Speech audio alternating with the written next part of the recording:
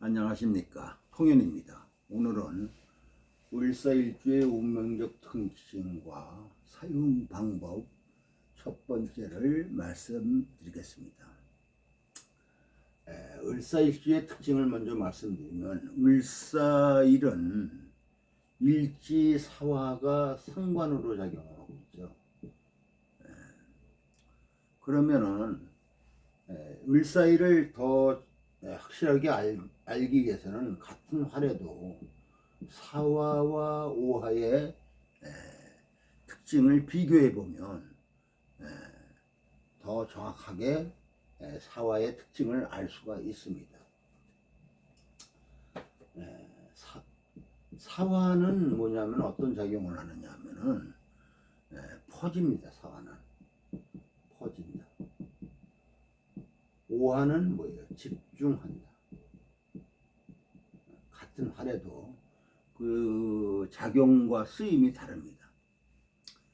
에너지 작용이 이렇다 이거죠. 에너지 작용이. 에너지의 작용과 쓰임, 뭐 이런 것이 이렇게 달라진다 이거, 다르다 이거죠. 같은 활에도. 사화는 에너지가 밖에 있습니다. 밖에. 사화는 에너지가 밖에 있고, 그 에너지가 밖을 향하고 있고,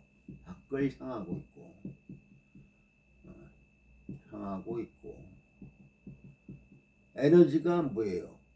그 사화의 에너지의 위치가 밖에 있습니다.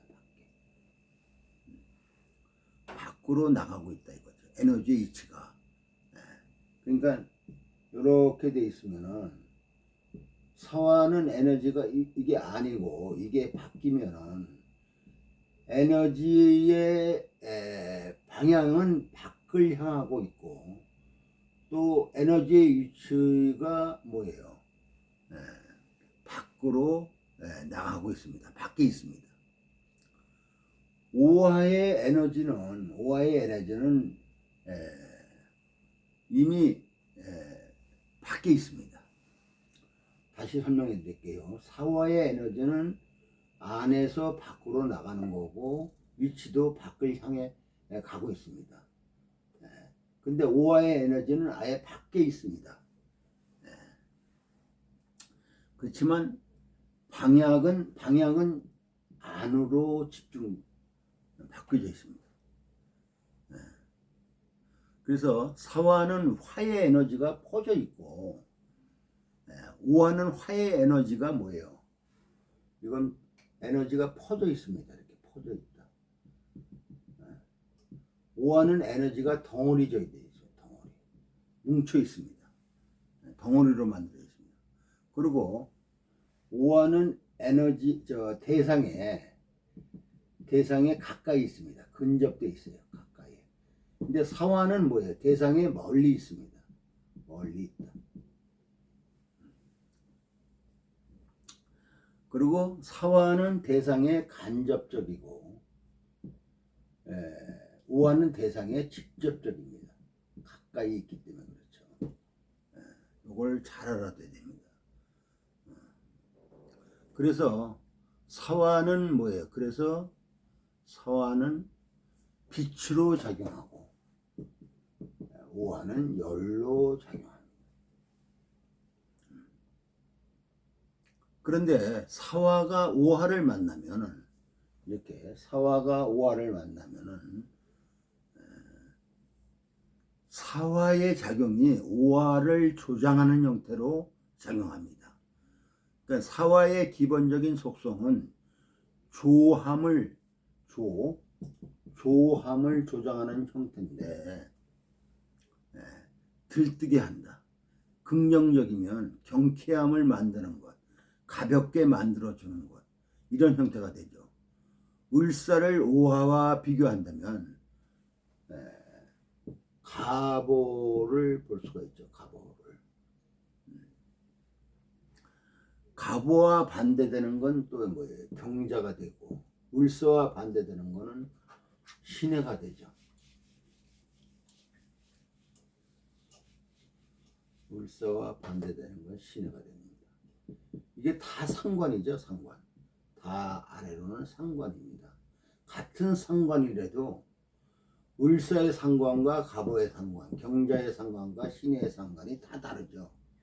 예, 요것을 우리가 이렇게 비교하면은 그 각자의 상관의 특징을 더 정확하게 우리가 알 수가 있고 그것을 잘 그 작용을 잘 쓸 수가 있습니다.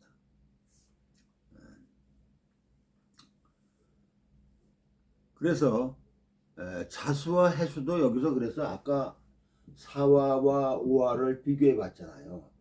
그러니까 해수와 자수도 우리가 비교를 한번 해보면 좋습니다. 해수는 다양한 것들이 모여지고 있는 상태입니다. 모여지고 있는 상태. 해수는 다양한 것들이 모여지고 있는 상태다 이거죠. 그러면 신의 해수 상관은 다방면으로 외부와의 접점이 형성되어 있습니다. 그런데 경자의 이 상관은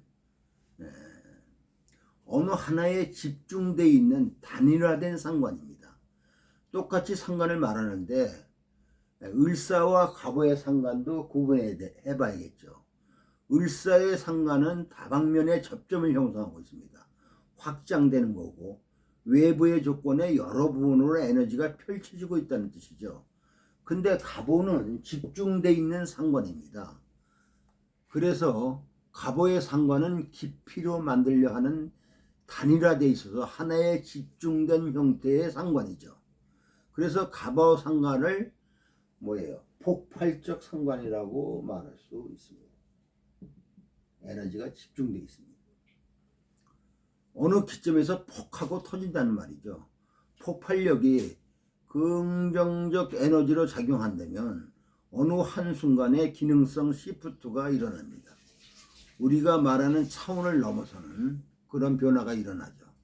우리가 공부하는데 뚜벅뚜벅 걸어가는데 자기도 모르게 어느 경지에 이르는 경우가 있습니다. 어떻게 하다 보니까 어느 수준에 와 있습니다. 그런데 갑오 같은 것은 그게 아니고 어느 순간 장면 전환이 확 일어납니다. 솜에 물 적듯이 되는 게 아니고 어느 순간에 폭발적으로 국면 전환이 일어납니다. 그래서 내 감정이 어떻게 발현될까? 그걸 청킹을 바꿔서 말한다면 갑오 상관의 성정은 어떻게 되겠습니까? 폭발적 감정이라는 뜻이죠. 잘 참다가 유지하다가 어느 순간에 빅뱅처럼 터져서 모든 것을 뒤집어 버리는 형태가 됩니다. 근데 을사의 상관은 점진적이고 여러 방면으로 펼쳐져 있는 상관이라는 뜻이죠. 을사와 신해는 다양성이 중심에 있습니다. 갑오와 경자는 단일성이 더 강합니다. 경자의 자수성관도 폭발성을 갖고 있죠. 어디에 집중돼서 몰입이 잘 돼서 훅 들어가면은 굉장한 깊이를 만들어내는 상관들입니다.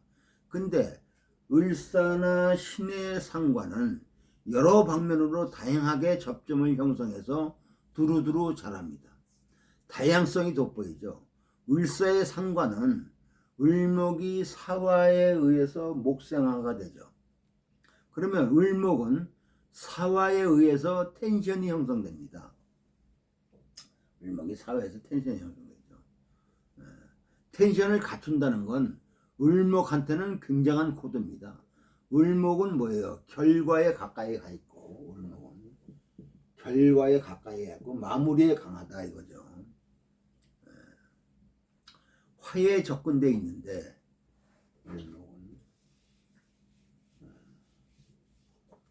을목은 이 병정화에 가깝죠. 그래서 화에 접근되어 있습니다. 갑목은 수에 가깝죠. 그럼 을목은 수에 멀고 화에 가까이 있는 거죠. 차서로 보면 그렇습니다. 그래서 을목은 그래서 이 을목은 대신 수를 소화하고 있죠. 수가 다 들어와 있습니다. 이미 수를 소화하고 있어서 을목은 습화되어 있죠. 습이 체화되어 있는 겁니다. 그래서 습하기 때문에 텐션을 갖추지 않으면 타겟팅 하는데 어려움이 있습니다.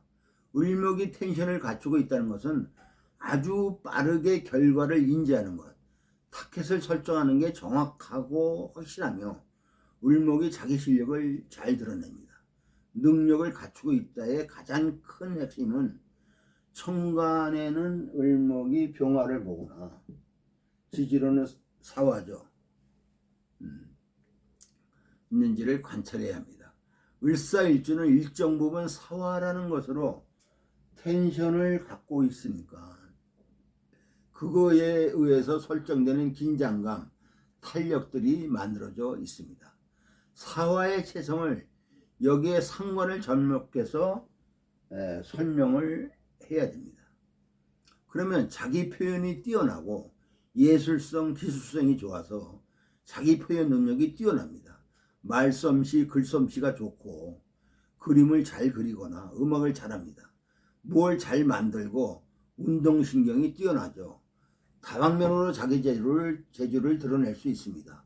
타겟팅을 어떻게 하느냐다 이겁니다. 텐션이 잘 발현되어 있으면 결과를 만들어내는 게 빠르고 신속하겠지만 그것에 대한 안정성이 보장돼야 되겠죠. 사와 상관 자체로는 감각입니다. 그래서 을사일주는 감각적 형체가 뛰어나다는 뜻이죠. 그래서 만약에 의류 디자인을 한다면 색에 대한 감각이라든지 시대의 유행에 따른 모양에 대한 감각이라든지 이런 것들이 뛰어납니다. 딱 보고 조금 수정하면은 다른 형태의 모양을 만들어낼 수 있죠. 그런 감각들을 말합니다. 근데 그 감각이 사화의 특징으로 뭔가를 조정합니다. 흥분됩니다. 그래서 점점 다양한 곳으로 흩어질 수가 있죠. 저게 생지니까, 사화가 생지니까 시작할 때 반짝이는 것이 일관된 데는 보장은 없습니다. 그래서 을사일주가 조절이 잘 안 돼 있으면 이거 하다가 저거 하다가 온갖 재주가 뛰어난데 밥 굶기 딱 좋습니다. 그러면 을사일주가 다양한 감각을 갖고 있는데 그것에 대한 부분을 조절하려면 수와 토가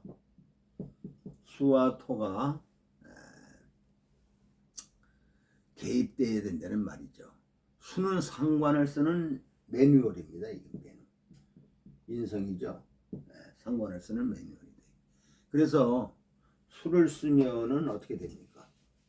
수를 쓰면은 상관폐인이 되죠. 상관폐인. 상관이 인성을 찾다는 얘기죠. 폐인의 조건이 돼야지 이 상관이 수를 받다가 무조건 다 상관폐인이 아니다. 잘못하면은 파묘상관이 될 수도 있어요. 파묘상관. 상관폐인은 상관 중심에서 인성을 쓰는 거고 파묘상관은 인성이 왕해서 상관을 깨는 걸 얘기하는 겁니다. 그래서 상관폐인과 파묘상관을 잘 구분을 해야 됩니다. 그러니까 상관을 억압하는 조건이면 안 된다 이거죠. 상관이 인성을 쓸 수 있는 조건이 돼야지 인성에 의해서 억압되면 파묘상관이 되는 겁니다. 그런 것을 알려면 힘의 경중, 기세의 부분을 파악해야 되는 부분이고 어쨌든 폐인의 조건으로 봐야 되고 토는 뭐예요? 토는 상관, 토를 보면은 이체죠. 그렇게 되면 상관생재가 되죠. 상관생재. 그럼 상관생재니까 뭐예요? 타켓이죠. 목표다 이겁니다. 결과다 이거죠. 내가 상관을 쓰면은 어떠한 결과가 나온다. 이 말은 내가 음악을 하는데 그냥 내가 좋아서 하는 음악인데 이렇게 하면은 돈도 생기고 생활도 안정될 거라는 결과를 인식한다는 뜻이죠. 그리고 명예에 재가 있다는 것은 결과를 인식할 수 있는 조건을 갖고 있다는 뜻입니다. 명예재가 없으면 결과 인식 능력이 힘격하게 떨어집니다. 무모합니다. 무모한 사람들이 사고를 치죠. 그런 사람들이 뭔 일을 만들어낼 수 있습니다. 우리는 결과를 인식하게 되면 무모해지지 못합니다. 그렇게 될 건데 하고 그것에 안주합니다. 죄에 대한 문제 때문에 분석을 잘못하니까 왜곡된 형태의 진행을 할 수도 있습니다. 무죄사주들이 코인을 하면 대책이 없습니다. 제가 일지의 정제로 돼 있는 사람은 계산이 돼 있습니다. 근데 계산을 잘못하면 자기 입장에서만 한다든지 리스크 계산을 자기 합리화로 한다든지 이럴 수 있죠. 그래서 다들 문제가 발생하는 겁니다. 그러면 수토가 잘 발현되어 있다면 을사일주는 아름다운 일주죠. 을사일주가 수의 적절한 개입, 상관폐인의 조건에 개입이 되어 있다면 상관이라는 걸로 감각적으로 현상이나 상황에 대한 접근이 아주 신속하고 빠른데 그것을 다루는 자격, 지적 구성, 라이센스 또는 전문성 이런 것들을 확보하고 있다는 뜻입니다. 그렇게 되면은 거칠 게 없죠. 인성을 갖고 있다는 것은 관의 일정 부분 맞춰질 수 있다는 뜻이죠. 상관의 가장 큰 핵심은 관을 깬다는 뜻으로 상관이 경관하면 관을 깬다. 관을 깬다는 거의 핵심은 관은 기존의 질서나 틀, 패턴 이런 것들이죠. 그걸 깨는 거니까 깨야만이 새로운 일을 할 수 있는 겁니다. 새로운 뭔가를 얻을 수 있는 게 상관인데 관을 깨야만이 되는데 무모하게 깨는 건 뭐예요? 범법이죠. 규칙 위반, 자기 생각만으로 진행하는 것은 타자 인식에 대한 문제를 만들어 놓는 것인데 인성이 개입했다는 건 관에 대한 질서를 인식했다는 뜻입니다. 그러면 관의 일정 부분 맞춰서 뭔가 새롭게 진행하겠다는 게 페인입니다.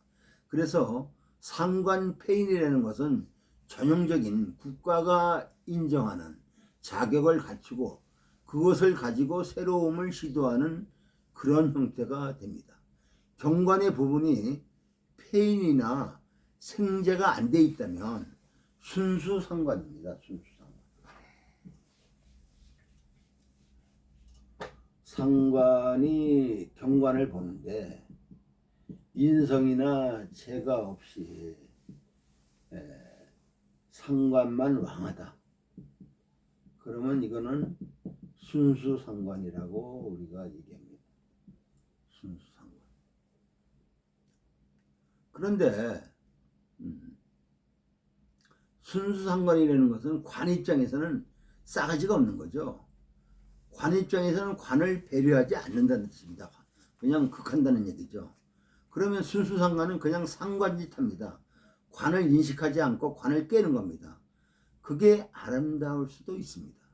정말로 새로운 질서를 요구하기 위해서 구질서에 대해서 전혀 미련 없이 부딪힐 수 있어야 됩니다. 그건 당연히 상관이 왕해야 되겠죠. 순수 상관은 상관이 왕할 때 뭔가 에너지를 제대로 쓸 수 있습니다. 그 나름대로 아름다움을 말할 수 있습니다. 기존 질서에 적응하지 않습니다. 끊임없이 항쟁합니다. 우리가 알고 있는 쿠바의 체 게바라가 혁명을 하고 쿠바가 혁명을 이루니까 본인은 떠납니다. 볼리비아에 가서 죽죠. 계속 상관을 쓰다가 그런 걸 말합니다. 제도권에 안주하지 못하죠. 근데 인성이나 재가 있다면 일정 부분 제도권과 연결되어 있다는 뜻이죠. 제도권을 사용한다, 활용한다. 그러면서 거기서 새로운 시절을 한다. 이 말을 하는 겁니다. 그 차이죠. 순수 상관은 순수 상관대로의 아름다움이 있고 그런 것을 보고 사회 부적응 이런 식의 표현은 하지 말아야 됩니다. 사회 부적응은 그 질서가 이 친구를 위해서 만들어지지 않은 것뿐이지 그게 어떻게 사회 부적응입니까? 사회가 그 친구한테 적응을 못하는 거지. 우리가 말하는 상관은 직업군을 논할 때 어디에서 바라보느냐 이겁니다. 관에서 바라보는 겁니다. 사회에서, 제도권에서. 그래서 상관은 인성과 재성을 써야 한다 이거죠. 이렇게 돼 있는 겁니다. 폐인이나 생자가 돼야 상관을 쓴다. 이렇게 말하는 거죠. 그게 안 돼 있으면 기존 질서에서 볼 때는 수용할 수가 없습니다. 예. 그러면 그런 사주들은 옛날에는 쓸모없는 사주, 큰일 날 사람들이라 했습니다. 그래서 사주에서 상관, 경관을 굉장히 나쁘게 얘기했죠. 그래서 특히 여자인 경우에는 재화인이 안 돼 있고 순수 상관으로만 돼 있으면 아주 나쁘게 말했습니다. 남편을 잡아먹는 여자라고 말했죠. 그런데 지금은 순수 상관도 하나의 질서고 가치 인정을 받을 수 있습니다. 우리는 교육을 받는데 교육이 무슨 교육입니까? 관에 맞춰진 교육이죠. 교육한다는 것은 관의 시스템에 쓰여질 수 있도록 길러낸다는 뜻입니다. 각각의 개성을 살려서 그 개성이 살아나도록 교육을 해야 되는데 실제 교육은 그렇지 않습니다. 우리의 교육은 출생하자마자 국가와 민족을 위해서 역사적 사명을 띠고 태어났습니다. 그리고 끊임없이 위인전을 읽으면서 되지도 않은 위인을 닮으라는 걸로 교육되어져 있습니다. 이것은 관에 맞춰진 겁니다. 상관이 발달된 사람들은 참 힘들었습니다. 상관은 외부 조건에 반응하죠. 식신은 내부 조건에 반응합니다. 식신은 내가 좋아하는 형식으로 에너지를 내보내는 거고 상관은 외부의 에너지를 받아서 내부의 에너지가 나가는 겁니다. 나한테는 인이 있는데 인이 연을 어떻게 만나느냐. 연을 만나야 모든 조건이 연결이 됩니다. 나한테 인이 있는데 그게 외부의 연과 연결되지 않으면 발현되지 않습니다. 근데 인이 외부의 연에 고무되는 게 있습니다. 그게 상관이에요. 외부의 자극을 받으면 상관은 바로 동합니다. 식신은 밖으로 그 인을 해결하라고 하는 것이 더 강하죠. 그래서 식신은 자기 욕구 실현이 더 강합니다.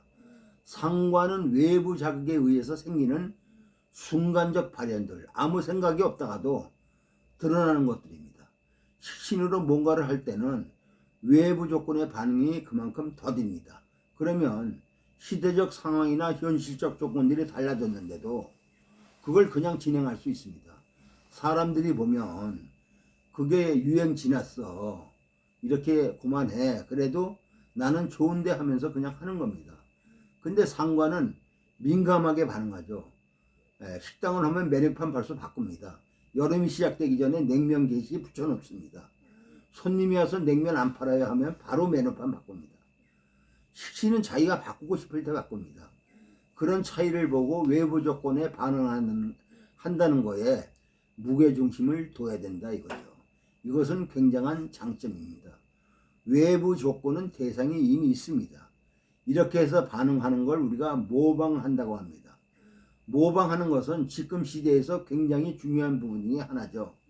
뭔가 새로운 것을 만들어내는 것의 힘입니다. 사람이 하는 것은 모방이 아닌 것이 없습니다. 다 자연에 대한 모방이죠. 이렇게 말합니다. 발견은 있어도 발명은 없다는 그런 말을 단적으로 말하는 사람도 있습니다. 모방이라는 건 기존의 백목이 있었는데 이걸 쓰는데 분필가루 날리고 하니까 이걸 개선하려고 합니다. 이게 잘 안 부러지고 먼지도 안 날리게 이런 걸 하는 겁니다. 모방해서 새로운 걸 만들어내는 거죠. 가치 전환을 시도합니다. 그것을 가장 잘한 사람이 스티브 잡스입니다. 다 있는 걸 짝 있게 한 거죠. 모방해서 창조로 가는 게 상관입니다. 외부 조건에 반응해서 그걸 개선하려 하는 것, 새롭게 만들려 하는 것, 그게 경관입니다. 상관이 경관한다는 것은 기존 것을 보고 기존의 문제를 바꾼다, 시정한다, 새롭게 한다는 겁니다. 그게 인성을 갖고 있다면 관에 대한 일정 부분 어느 선을 인정하면서 수정에 들어가는 거고 재성이 있다는 것은 결과로 재상관하는 것이 인지되는 겁니다. 경관에 대한 조절을 해서 합니다. 그러면 상품 가치가 있다, 관에 맞춰져 있다. 그런 것은 사회적 조건에 잘 부합하고 거기에 맞춰져 있는 직업군, 사업, 생각, 아이디어 등이 형성이 되는 겁니다. 파격이 형성되지는 않습니다. 파격의 정도는 다르죠. 경관이 어디까지 일어나냐 그걸 보라는 겁니다. 오늘은 여기까지입니다. 구독과 좋아요를 눌러주시면 감사하겠습니다.